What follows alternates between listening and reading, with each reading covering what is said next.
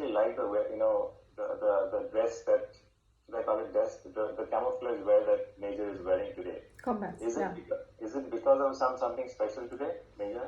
That is true, sir. Today is Kargil Vijay Divas, and while I would have wanted to wear formal like all of you all, and I thought, we decided we would do that, but I couldn't identify myself other than this uniform that I carry with a lot of pride.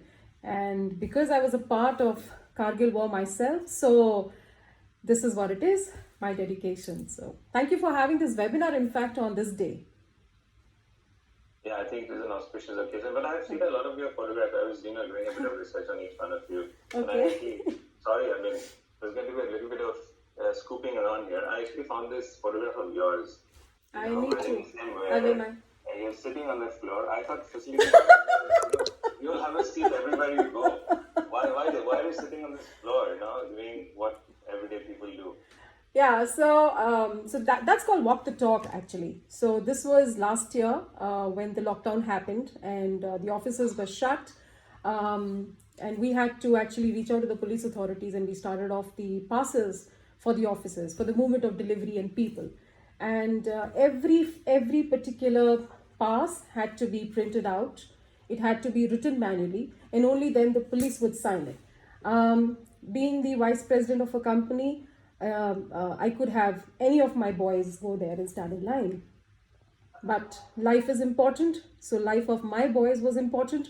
So I asked them to sit back home, and I went there, stood in line like anybody else. And when my turn came for the passes, I took the passes, and the only place that you find outside the DCP Whitefields office is the floor.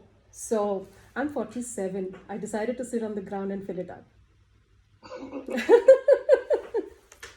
Yeah, I promise to touch my feet till I'm 100. Touch my toes. Should be able to do that. I'll work on that. That's a subtle message going down my lane, so I'll work on that. Okay. Now, besides that, of course, all of us, I think, have had our lives changed, I think, over the last 1 year. All of us have been affected in one way or the other, adversely, mostly.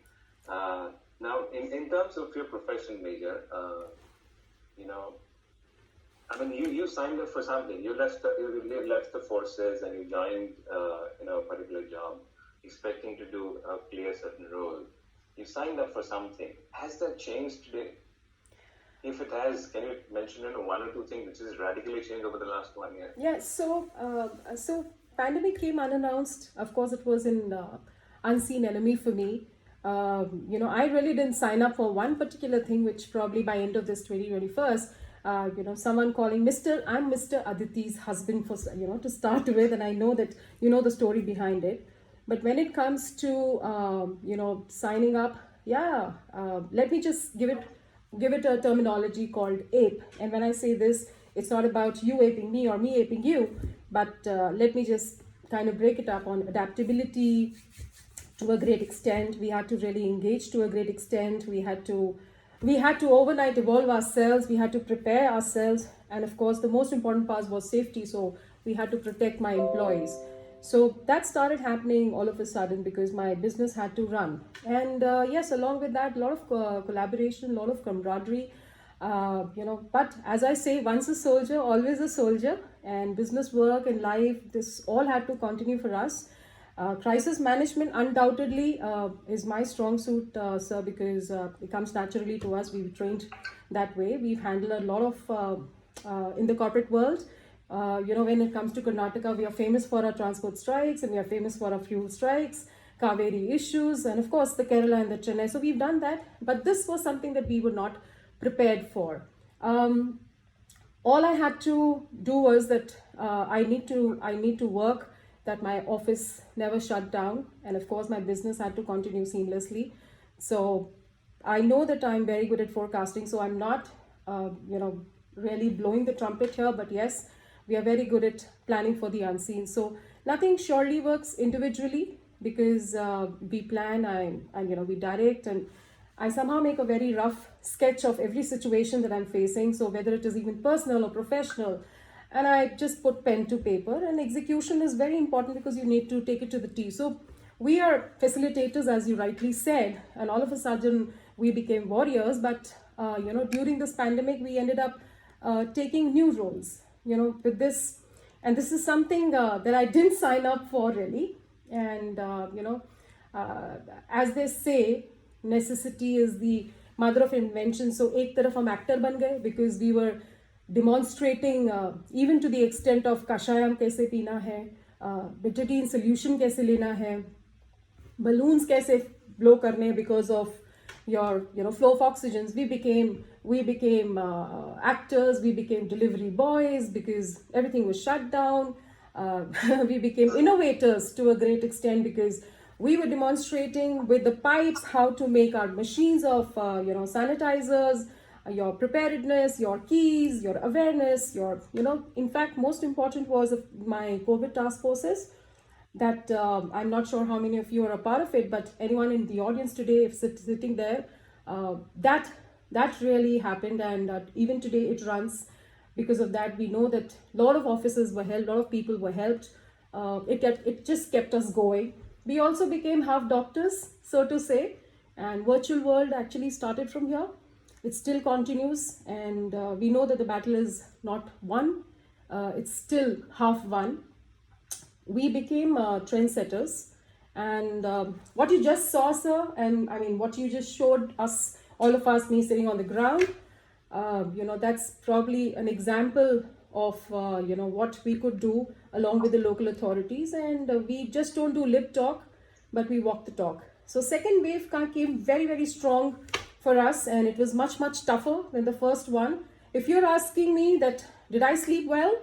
No, I didn't sleep well. All I wanted to do was save lives. I probably didn't move myself from the bedside table that I had until 3 o'clock, 4 o'clock in the morning. So, yeah, yes, I do rise when crisis stands at our door, and in fact, along with the entire team. That's what an FM always does. So, did I sign up for this? Probably yes. But for now, I believe that we are all the chosen ones, and any FM personnel would actually go save people, save lives, save assets, and things that helped evolve us was the camaraderie. And I of course take this platform to thank all those who believed in me and us and trusted us, and of course the work that we've done. And we as a FM fraternity are anyways everywhere today, sir. And we've reached, in fact, your homes. We were earlier restricted to these four walls of our offices, but today we are moving into cities, we are moving into towns, we are moving into gullies. It's exciting, adventurous, but at the same time overwhelming. Thank you. Major one, yeah, I mean, hats off to you, and thank you so much for saving lives. But one of the things you mentioned was, of course, health and safety. All of us understand, the importance of health and safety. And I think, I've been in this industry for close to 25 years now. Earlier, I mean, say 2 decades back, I think in India, to some extent, health and safety were big words in some SOP, in some document, lying in some drawer there. But that whole thing has changed, radically, I think now. Yeah. Now, let me test that theory of yours, Major, if it actually is happening in practice. And I want to put Dishant on the spot here. Dishant, are you okay? Yes, absolutely. Okay. So I don't know if you've actually worked with Major and her company, but this is a very neutral kind of a question for you. Dishant leads one of the largest, if not the largest, turnkey contracting firms in the country, and the team has worked with some of the largest global and Indian companies in the country, across the country. Now, this whole factor about health and safety, about making our facilities and people's lives safer and healthier. When you have done projects, and I'm sure you've done projects during the COVID era,